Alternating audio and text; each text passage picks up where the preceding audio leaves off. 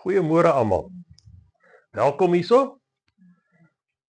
Ons was nou verlede week nie hier nie, maar hierdie week is ons weer vol stoom aan die gang. Ons bid. Hemelse Vader, ons kom sê vir U dankie vir 'n wonderlike nuwe dag, Here. Dankie dat ons weer oor U woord kan praat en 'n duidelike les kan kry vanoggend oor vergifnis. En daar's baie mense wat met onvergifnis rondloop, Here. En dit maak hulle siek en dit versuur hulle hele lewe. En ons sal vanoggend mooi leer wat U vir ons wil sê. Here, dankie vir hierdie dag. En dankie dat ons alles in U naam kan doen, Here. En dat dit uit U uitkom en nie uit ons uit nie. Seën hierdie woord vanoggend en laat dit wees soos 'n woord uit U mond uit. En ons bid dit in Jesus naam. Amen. Ons lees so 3 verse uit 1 Korintiërs 13 vanaf vers 4 tot 7. Die liefde is lankmoedig en vriendelik. Die liefde is nie jaloers nie. Die liefde praat nie groot nie. Is nie opgeblaase nie. Handel nie onwelvoeglik nie. Soek nie sy eie belang nie. Word nie verbitterd nie. Reken die kwaad nie toe nie. Is nie bly oor die ongeregtigheid nie. Maar is bly saam met die waarheid.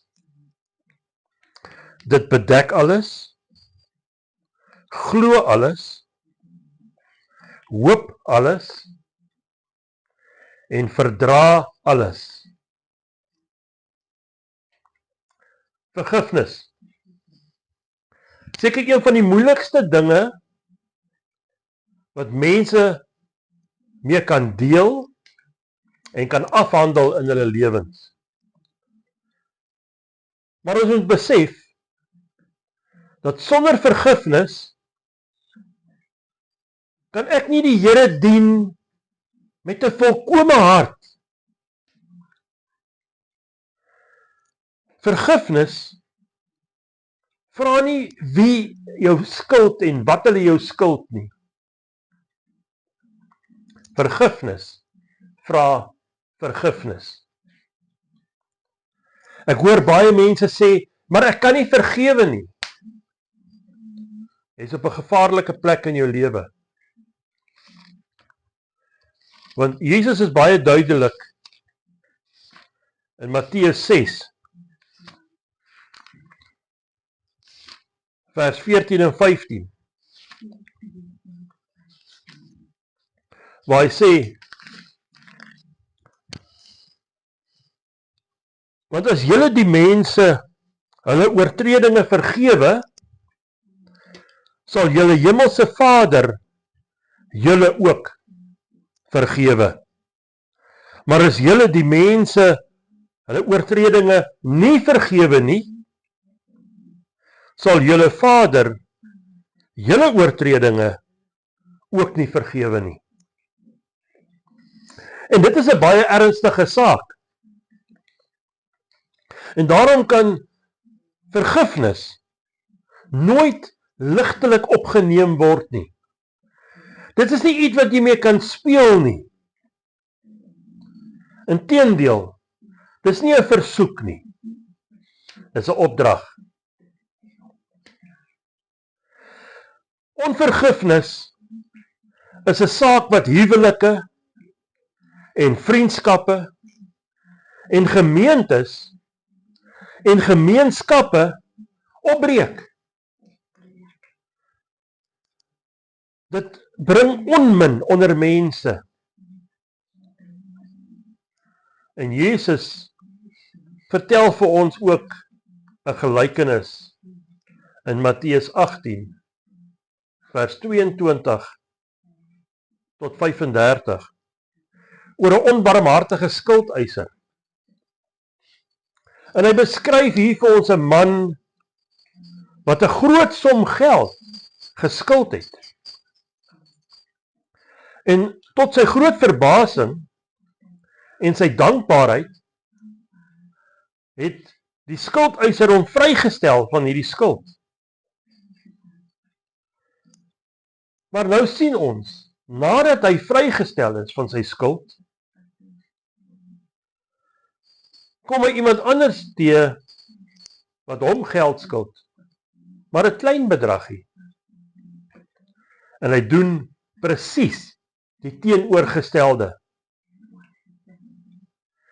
Vir 'n klein bedragie beveel hy dat hierdie ou wat hom geld skuld in die tronk gegooi word. En ons lees net uit Matteus 18 vers 34. En sy Heer het hom in toorn oorgegee aan die pynigers, totdat hy sou betaal het alles wat hy hom skuldig was. So hierdie man se onvergifnis en onbarmhartigheid het hom in die moeilikheid gebring. Dit het hom in die tronk laat beland. En wanneer ons dink aan onvergifnis en onvergewensgesindheid, is dit eintlik maar net dieselfde. Ons bevind onsself binne in 'n tronk. In hierdie tronk is ons omring deur baie ander selle van hierdie mense wat ons nie wil vergewe nie en wie ons nie wil vryspreek nie. En jy sien in hierdie tronk van jou, wat jy nou vir jouself gebou het, mense wat jou in die verlede seer gemaak het. En mense wat jou iets skuld. En jy sien in hierdie tronk, mense wat jou as kind mishandel het en diep gewond het. Jy sien ook in hierdie tronk vriende en vriendinne wat jou op 'n stadium hulle vriend en vriendin genoem het, maar skielik het hulle teen jou gedraai en jou diep seer gemaak. Jy sien dalk in hierdie tronk jou ouers, of dalk net een van hulle wat jou as kind seer gemaak het of verwerp het of mishandel het.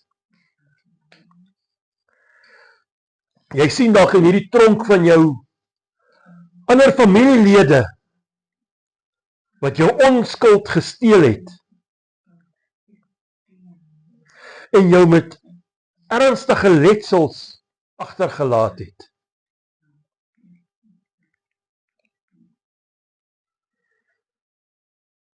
In baie gevalle sien jy dalk jou huweliksmaat wat jou hart kom bitter maak het.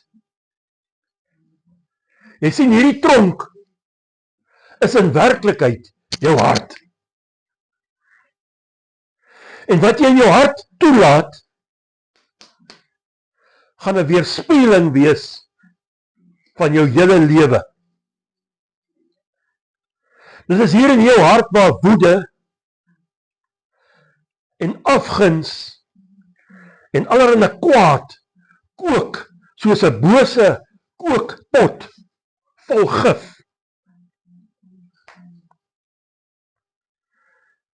Want ons wil nie laat gaan nie.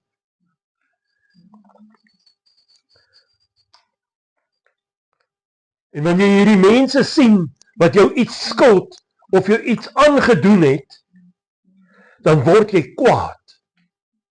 En jy wil wraak neem teen hierdie mense.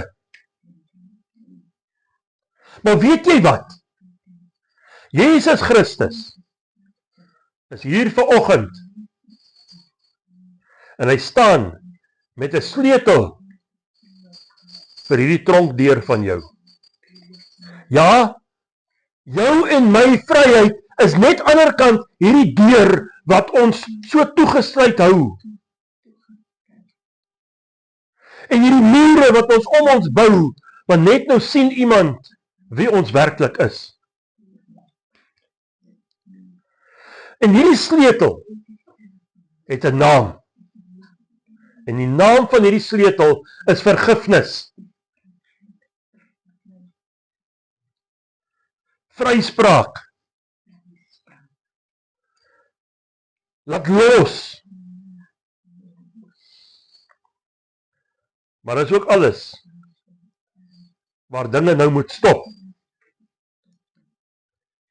En jy op 'n punt in jou lewe moet kom waar jy 'n besluit moet neem. Maar jy wil ons eers sê, almal moet betaal. Hulle moet ook verneder word. Dan sal jy hulle miskien eendag vergewe. Maar dan hoor ek so baie, ek sal nie vergeet nie. Man, jy lieg vir jouself.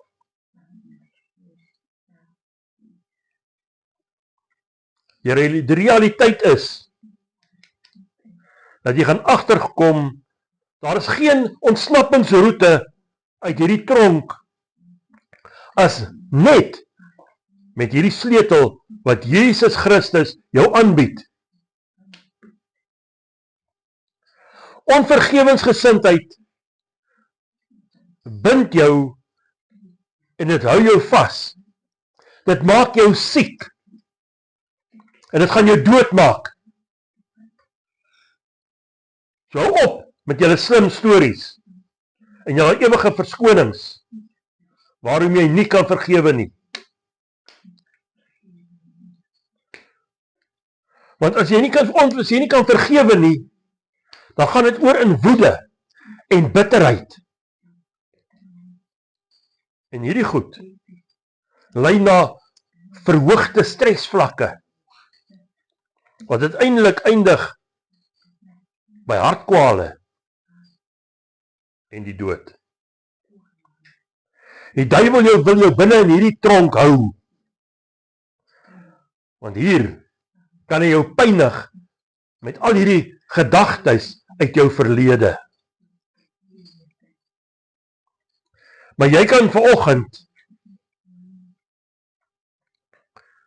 sê dat hierdie mense jou baie skuld, of dat hulle jou baie seer gemaak het, of dat hulle jou onskuld gesteel het.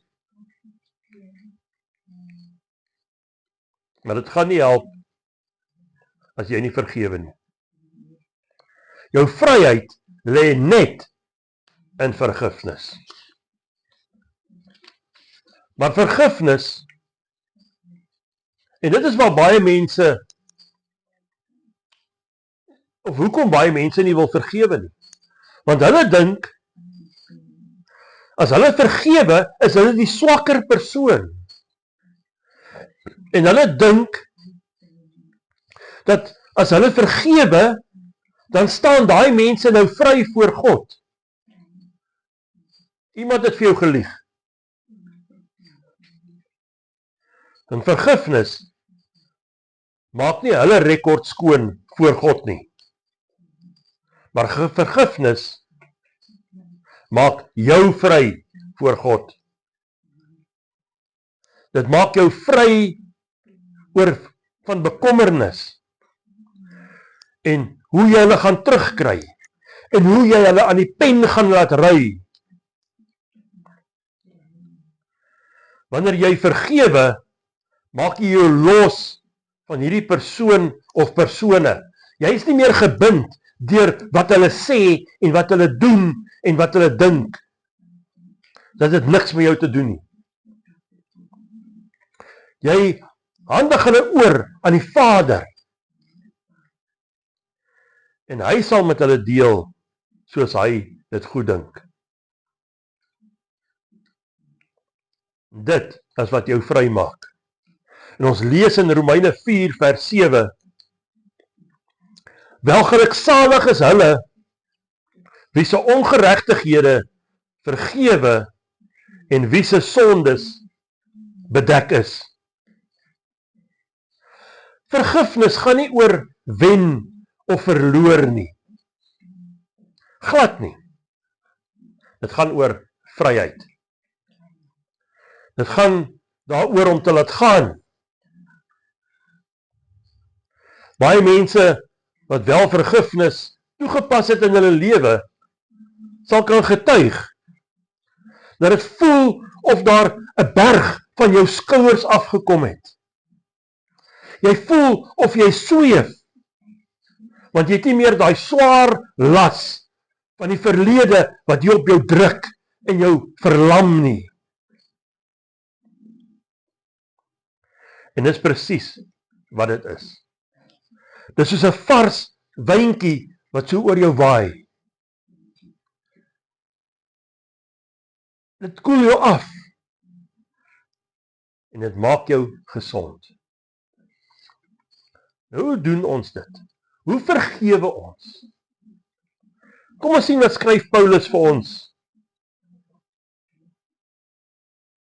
Want hy sê in Romeine 12 vers 19, moenie julle wreek nie. Wreek. Geliefdes, maar gee plek vir die toorn, want daar is geskrywe, aan my kom die wraak toe, ek sal vergeld, spreek die Here. So al wat ons moet doen, is om eenkant te gaan staan, en die oordeel vir God te los. Ons moet dit nie ons plek maak, om vir God voor te skryf, wat hy moet doen nie. En ons moet ook nie dink, ons kan iets van onsself af doen. Ons kan nie. Vergifnis bestaan uit 3 dele. In die eerste deel, vergewe ek hierdie persoon, wat iets aan my gedoen het. En wanneer ek hierdie persoon vergewe, dan gaan ek na die Here toe, en ek sê, Here, ek vergewe hierdie persoon. Alles wat hy aan my gedoen het. En ek spreek hom vry, Here.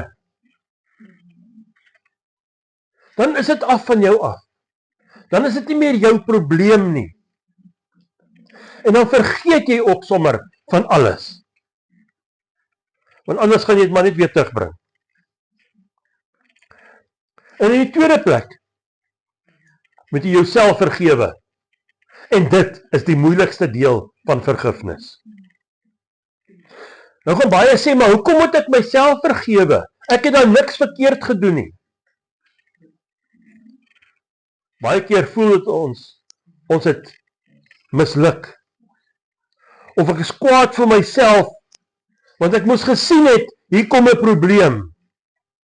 Ek moes gesien het, wie hierdie persoon werklik is, maar ek het nie.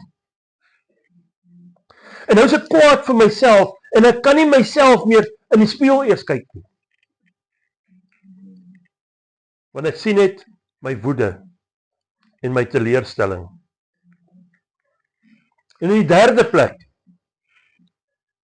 kan ons God maar vergewe ook. Ja, God het nie ons vergifnis nodig nie. Maar baie mense is kwaad vir die Here, omdat hulle voel, hy kon dit gekeer het. Maar Here, waarom het U dit nie gekeer nie? Of, Here, hoekom het U dit toegelaat? Maar die Here sal nie so iets doen nie. Maar vergewe die Here, want hy het niks gedoen. Want hy sal nie kwaad wees vir jou daaroor nie. En hoe weet ek en jy, ons het nou werklik vergifnis gekry. Jy weet jy het vergifnis gekry, wanneer hierdie persone wat jou iets aangedoen het, daar in die straat loop en jy sien hom, of jy sien haar, en dit laat nie meer jou bloed kook nie. Jy word nie meer kwaad oor wat hulle gedoen het nie. Jy voel nie meer bitter en vol wraak teenoor hierdie mense nie. Maar jy staan daar met 'n diep innerlike vrede. Selfs as hulle name genoem word in 'n gesprek, dan ontstel jy jou nie meer daaroor nie. Inteendeel, jy begin jammer voel vir hulle. En jy hoop regtig dat hulle ook op hierdie punt sal kom waar hulle vrede sal hê, waar hulle saak sal regmaak met die Here en ook sal begin vergewe. Sodat hulle hierdie diep vrede wat net van Jesus af is, kan smaak en kan ondervind in hulle lewe. Jy sien, onvergewensgesindheid raak eerstens my verhouding met die Vader. Tweedens, drein dit elke stukkie lewe uit jou uit. En my verhouding met my Vader in die hemel kan nie onvergewensgesindheid akkommodeer nie.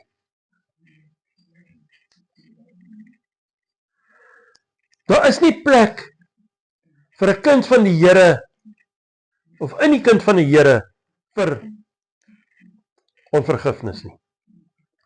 Nog minder in jou huwelik. Nog minder onder mekaar in 'n gemeente. Paulus skryf vir ons in Efesiërs 4 vers 32. Maar wees vriendelik en vol ontferming teenoor mekaar. Vergewe mekaar, soos God ook in Christus julle vergewe het. Hoeveel keer? Sonder ophou. Net soos die Bybel vir ons sê, bid sonder ophou. Sê Jesus ook vir ons, vergewe sonder ophou. Want toe Petrus hom vra, hoeveel keer moet ek vergewe? Tot 7 maal? Toe sê hy vir hom nee. Tot 70 maal 7 maal. En soos ons net nou gelees het, liefde, vergewe onvoorwaardelik. So, vergifnis het nie voorwaardes nie. Ek kan nie sê, ek sal vergewe, maar is 'n vloekwoord, man. Want maar wil jy nou vir God kom voorwaardes stel. Hoe jy wil en nie wil nie. Vergewe om vergewe te word. Liefde, vergewe. Liefde dra nie wrokke en haat en woede in hom rond nie. En liefde praat ook nie weer later van hierdie goed nie. Dit word afgehandel. En dit bly tussen ons en die Vader. Amen. Hemelse Vader, baie dankie vir hierdie boodskap vanoggend, Here. En dat ons net weer kan weet, hier in ons diep binneste, dat ons nie met onvergifnis kan rondloop nie. En Here, waar ons hier staan, vergewe ons, Here. Want U sê ook vir ons, As jy staan en bid en as iemand wat jy nog moet vergewe, gaan doen dit onmiddellik. En ons vergewe mense wat iets teen ons het, Here. En ons spreek hulle vry in Jesus naam. En Here, ons gaan hierdie dag ingaan en hierdie week ingaan met hierdie vrede wat U vir ons gegee het. En Here, dankie dat ons kon praat vanoggend oor hierdie baie sensitiewe onderwerp. Maar dat mense kan besef, ons moet vergewe om vergifnis te ontvang. Jesus is baie duidelik toe hy vir ons gesê het, as ons nie vergewe nie, word ons ook nie vergewe nie. Here, dankie daarvoor. Dankie vir die waarskuwing, Here, maar ook dankie vir die sleutel om uit hierdie onvergifnis uit te kom. Seën ons die res van hierdie week. Daar waar ons van hier af uitgaan, Here, gaan saam met elkeen. En laat ons net doen wat U wil hê ons moet doen. Laat ons mense behandel soos wat U vir ons behandel. En nie soos wat hulle ons behandel, Here. As mense ons vloek, sal ons hulle seën. As mense ons nie wil vergewe nie, is dit nie ons probleem nie. Ons laat dit in U hande oor. Dankie, Here. Seën elke woord hier vandag, die uitgegaan het vandag. En laat dit vir mense 'n dringende boodskap wees. En ons bid dit in Jesus se wonderlike naam. Amen.